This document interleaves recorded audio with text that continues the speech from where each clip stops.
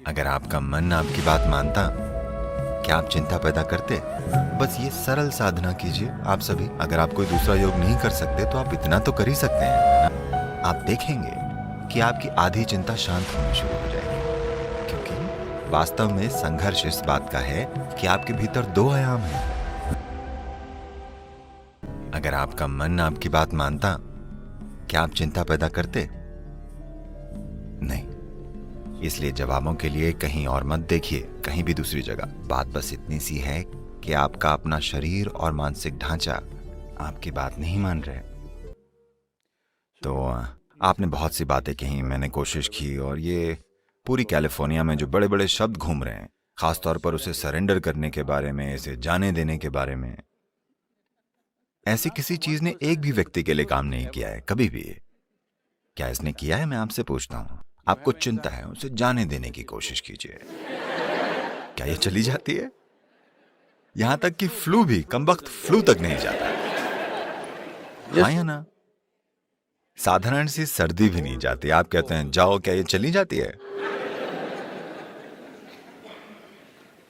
इसलिए हमें समर्पण के इन सजावटी चक्करों में नहीं पड़ना चाहिए। ये सब इधर उधर की बातें हैं। कोई नहीं जानता कि समर्पण क्या है, क्योंकि जब ऐसा होगा तो आपको पता ही नहीं चलेगा कि ऐसा हुआ है। आप ऐसा नहीं कर सकते, मैंने समर्पण कर दिया, ये कैसे संभव है? तो उन चीजों को छोड़कर, खास तौर पर जैसा मैंने कहा है, आपने यूजर मैनुअल को नहीं पढ़ा है कि ये कैसे काम करता है। हमें इस पर ध्यान देना होगा।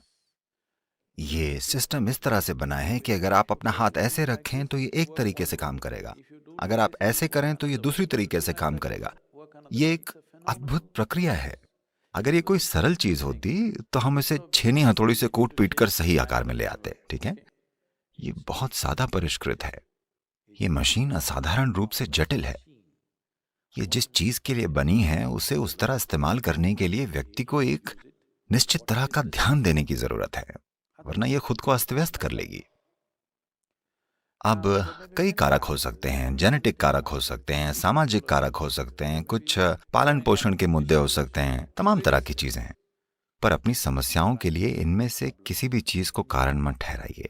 जरूरी बात बस ये है, आप अपने मन को वैसे नहीं रख पा रहे हैं जिस तरह से आप उसे चाहते हैं। आपकी बस यही समस्या है ना? जिस पल आप कारण देते हैं कि मैं ऐसा इसलिए हूं क्योंकि मेरे पिता ऐसे थे, मैं ऐसा इसलिए हूं क्योंकि मेरे दादा की जेनेटिक्स ठीक नहीं थी, तो समझिए आप खत्म हैं। क्योंकि अब हम उन व्यक्तियों को बदल नहीं सकते। Yes. अब आप कोई अलग पिता या दादा नहीं चुन सकते, अब वो बीत चुके हैं। पर आप इसे रूपांतरित कर सकते हैं। आपको यह समझना चाहिए, अब भी इससे कोई फर्क नहीं पड़ता कि आपको चिंता का विकार है। फिर भी अगर आप एक गाजर का टुकड़ा भीतर डालते हैं तो यहाँ एक ऐसी बुद्धिमत्ता है जो एक गाजर को एक मनुष्य में रूपांतरित कर सकती है। इसका मतलब हर रोज आपके भीतर एक नए शरीर का निर्माण हो रहा है ना? टुकड़ों में हर रोज एक नए व्यक्ति का निर्माण हो रहा है। जब सृष्टि का स्रोत आपके भीतर काम कर रहा है और लगातार एक नए मनुष्य का निर्माण हो रहा है, अगर आप इसकी थोड़ी सी भी जिम्मेदारी ले लें तो आप पूरी तरह से एक नई शारीरिक और मानसिक प्रक्रिया का निर्माण कर सकते हैं। हमारे साथ कुछ ऐसा हुआ। पिछले साल हम लोग तिब्बत में ट्रैकिंग कर रहे थे। मैं एक टेंट में था, मैं कुछ काम कर रहा था और दूसरा एक व्यक्ति एक सेब काट रहा था। आपको इन दिनों मिलने वाले चीनी मिट्टी के चाकुओं का पता है?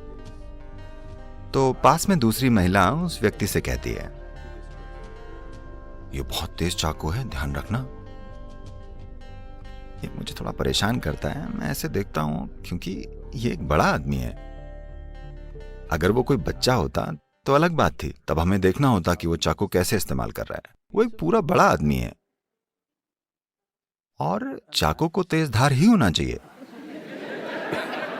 अगर उसकी धार तेज ना हो तो आप उसे चाकू क्यों कहेंगे? तो मैंने उसे अनदेखा किया और काम करता रहा। अगले 2 मिनटों में वो फिर कहती है, ये बहुत तेज चाकू है, ध्यान रखना। मैंने कहा बस करो, वो एक बड़ा आदमी है, उसे अकेला छोड़ दो, उसे पता है चाकू को कैसे इस्तेमाल करना है। वो एक छोटा सा चाकू नहीं संभाल सकता। ये कोई बहुत भारी मशीनरी या अंतरिक्ष यान या ऐसा कुछ नहीं है कि उसे पता नहीं कि इसे कैसे चलाना है। ये एक चाकू है। वो कहती है, नहीं सदगुरु, ये बहुत ही तेज चाकू है। और मैं जो कर रहा था वो करता रहा। अगले 2 मिनटों में वो उससे फुसफुसाती है, बहुत ध्यान रखना, ये बहुत तेज है। और अगले 2 मिनटों में वो अपनी उंगली काट लेता है। उसके बाद मैंने हार मान ली। ठीक, यही सब हो रहा है जीवन के साथ, यही सब हो रहा है। आपके पास एक बुद्धि है जिसके लिए आपके पास कोई पर्याप्त स्थिर आधार नहीं है, या दूसरे शब्दों में आपके पास एक तेज चाकू है। माफ कीजिएगा, बहुत ही तेज चाकू।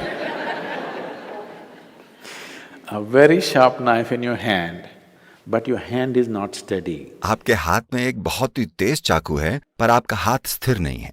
जरा देखिए, ये आपका ही मन है जो सारी पीड़ा पैदा कर रहा है ना? हाँ या नहीं?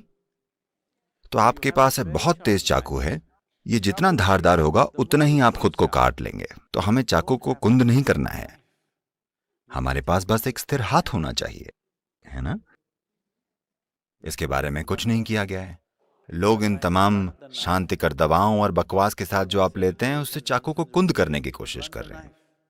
चाकू को कुंद करना हल नहीं है, क्योंकि अगर आप अपने होने की संभावना को ही कम कर देते हैं तो सब ठीक होगा। अगर हम आपका आधा दिमाग हटा दें तो आप काफी शांत रहेंगे, क्योंकि चिंता पैदा करने के लिए थोड़ा दिमाग लगता है। अगर हम सचमुच में आपका आधा दिमाग हटा दें तो आप काफी शांत रहेंगे और आप असल में खुश भी रहेंगे। आपको कुछ भी परेशान नहीं करेगा, आप ठीक हैं। सही है ना? पर यह वो नहीं है जिसे हम खोज रहे हैं। मनुष्य जो खोज रहा है वो किसी तरह असीम होना है, किसी तरह। और अगर ऐसा होना है तो आपको एक स्थिर आधार बनाना होगा। चाकू को हटाने की जरूरत नहीं है, चाकू को कुंद करने की जरूरत नहीं है, बस हाथ को स्थिर रखने की जरूरत है ना? कोई प्रक्रिया नहीं करनी है।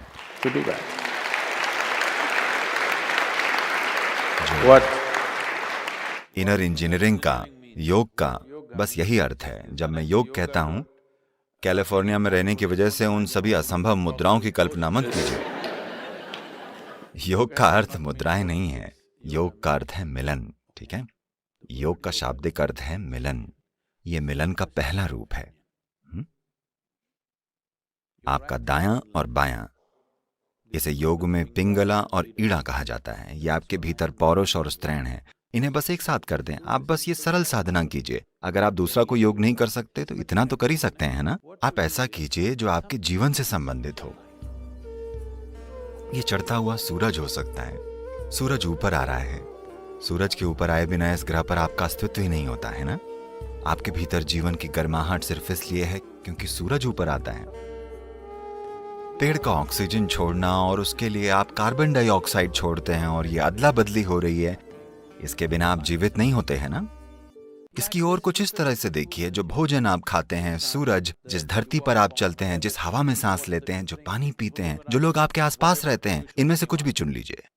बस ये कीजिए, आपके दाएं और बाएं को पूरी तरह एक साथ कर दीजिए। इस तरह नहीं, इस तरह नहीं, बिल्कुल सीधे। ठीक है? बस किसी ऐसी चीज की ओर देखिए जो आपके लिए सच में मायने रखती है।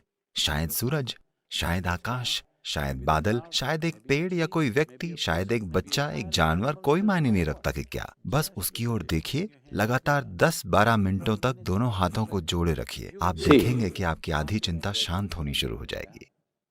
क्योंकि वास्तव में संघर्ष ये है कि आपके भीतर 2 आयाम हैं। मैं इसके विस्तृत विवरण में नहीं जाना चाहता, क्योंकि योग, शरीर विज्ञान इसके बारे में विस्तार से बताता है। लेकिन सरल शब्दों में कहें तो आधुनिक चिकित्सा विज्ञान आपको बता रहा है कि एक दायां दिमाग है और एक बायां दिमाग है। ठीक है? बस इन दोनों चीजों को एक साथ रख दीजिए।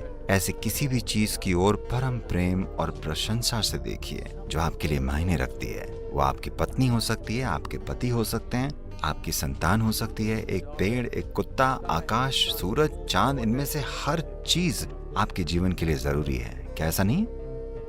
हाँ? आप इनमें से जिस भी चीज के साथ जुड़ाव महसूस करते हैं, इन दोनों चीजों को एक साथ रखते हुए उनकी ओर परम मधुरता से देखिए, ये पहचानते हुए कि वे आप